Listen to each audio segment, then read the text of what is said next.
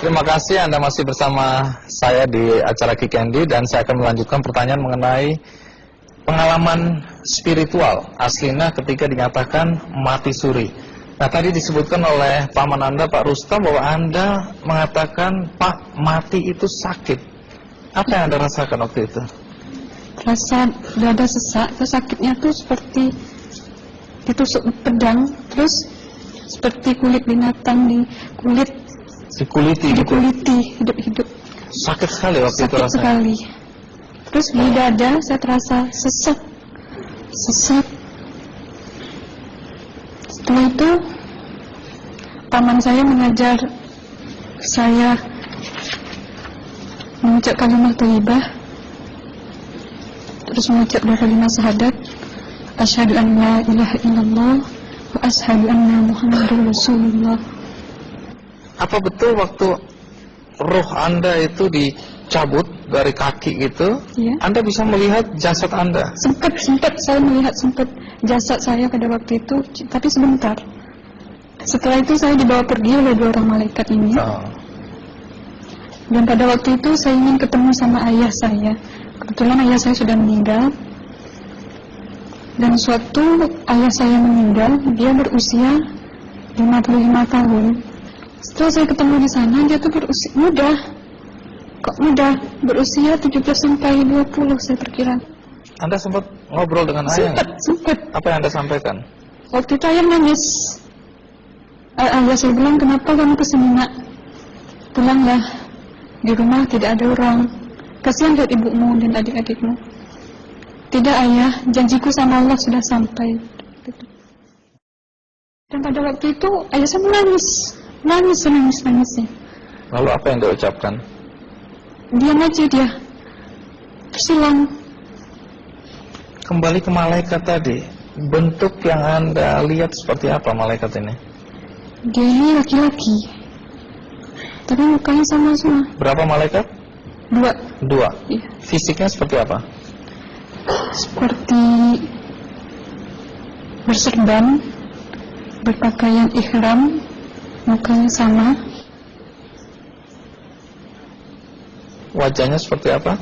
Wajahnya sulit saya gambarkan. Yang jelas dia ini sama, dua-dua itu sama rupanya.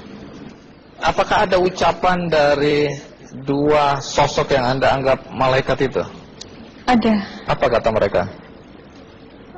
Waktu itu saya mengalami perjalanan spiritual.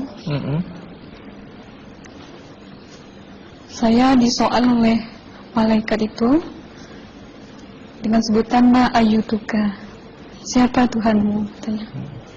Waktu itu ruh saya menjawab, Tuhanku adalah Allah. Siapa pemimpinmu?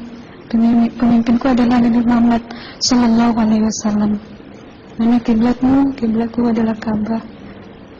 Siapa kedua orang tuamu? Siapa saudara maramu? Terus saya diperjalankan.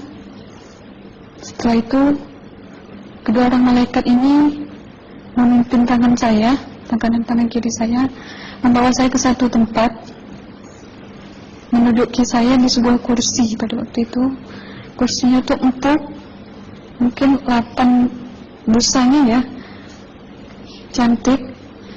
Terus di sana saya duduk. Di sebelah kanan saya ada tiba-tiba berwujud seorang perempuan. Dia mengaku amal. Kamu siapa? Kata saya. Aku adalah amalmu semasa kamu hidup di atas dunia. Dan selama kamu di sini, saya akan menemanimu sampai yaumul akhir, itu katanya.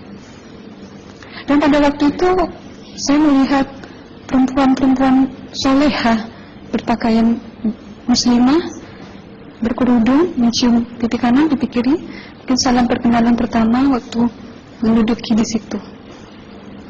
Setelah itu saya dihijrahkan lagi, dibawa oleh dua orang malaikat ini lagi, melihat dosa-dosa besar ya.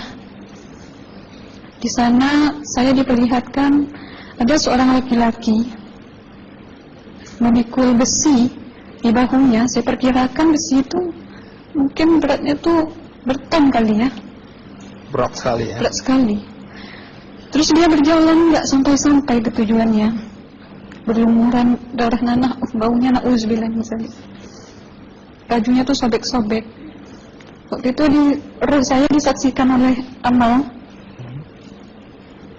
Saya tanya kepada Amal, roh tanya sama Amal, wahai Amalku, dosa apakah yang manusia ini lakukan sewaktu ia hidup di atas dunia? Amal menjawab pada waktu itu, sewaktu manusia ini di atas dunia, dia ini adalah menyantet orang, meneluh orang, sehingga dia berjalan nggak sampai yaumul akhir katanya. Yang kedua, saya melihat ada seorang laki-laki saling bunuh-membunuh. Sebentar kayak gitu lagi. Waktu itu, suatu manusia ini hidup di atas dunia, dia adalah seorang pembunuh, hingga dia tidak mau bertanggung jawab terhadap orang yang dibunuhnya. Terus yang ketiga, saya melihat ada seorang laki-laki dihujam kemaluannya pakai besi panas, timah panas itu ya, hingga menembus. Waktu itu roh bilang sama Amal, wahai Amalku, dosa apakah yang manusia ini hidup di atas dunia? Amal waktu itu menjawab, suatu manusia ini hidup di atas dunia, manusia ini adalah seorang perzina. Setelah itu saya melihat ada seorang laki-laki disebati oleh rotan. Rotan itu menyebati kulitnya tuh hingga lepas daging sama kulitnya. Itu yang mau menjawab, suatu manusia ini hidup di atas dunia, dia ini tidak pernah sholat Islam. Hingga waktu matinya pun dia tidak mengucap 2 kali syahadat. Dan pada waktu itu roh sama Amal sempat menghafiz Quran pada waktu itu dengan harapan supaya orang manusia yang Allah siksakan ini bisa terampuni dosanya. Jadi masih sempat waktu itu ya? Iya, roh sama Amal yang menghafiz Quran, bertahzim, bersalawat, baca ayat 1000 dinar, membaca Yasin. Tapi sayang, bahkan tambah banyak Allah tidak mengampuni dosa-dosa mereka, sayangnya. Setelah itu, akhirnya yang terakhir kali berzikir.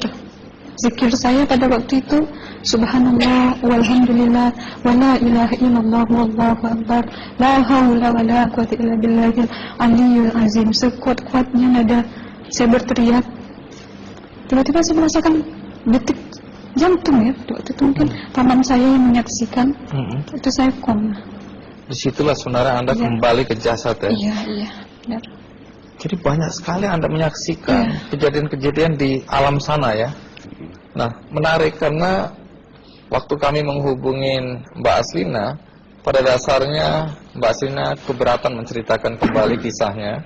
Tapi kalau toh akhirnya Anda mau sampai di sini dan Anda sudah bercerita, apa harapan Anda pada orang-orang yang mendengarkan kisah ini?